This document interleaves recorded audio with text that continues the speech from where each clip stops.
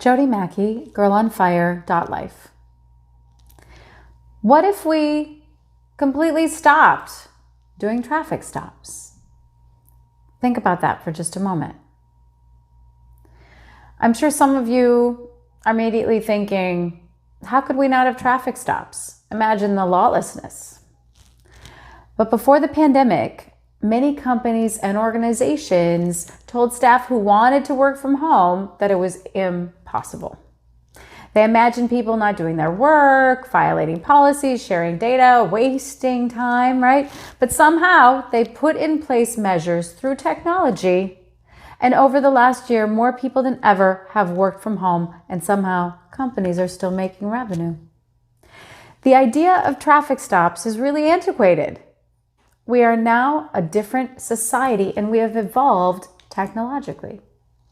Why can't we do this for our law enforcement? Traffic stops are known for being a huge source of anxiety for law enforcement, and as we can see, it is now also becoming a danger for our community. We cannot live in fear of losing our lives for a mere traffic stop.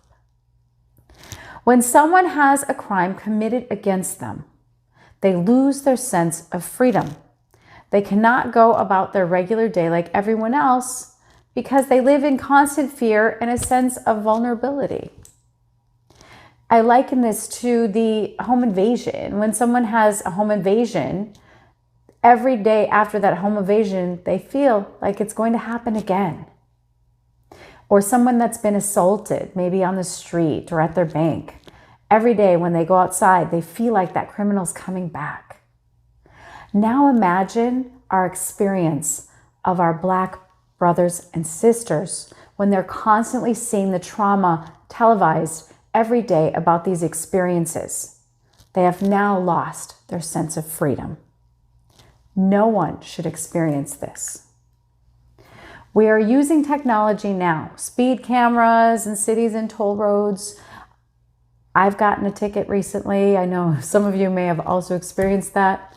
But unless there's an absolute reckless driver putting other drivers at risk, tickets and fines can simply be put in the mail, and we can completely avoid this risk for both law enforcement and civilians while still obtaining the revenue and maintaining the law of speed limits, expired tags, and these minimal offenses. What about law enforcement jobs, some of you may ask?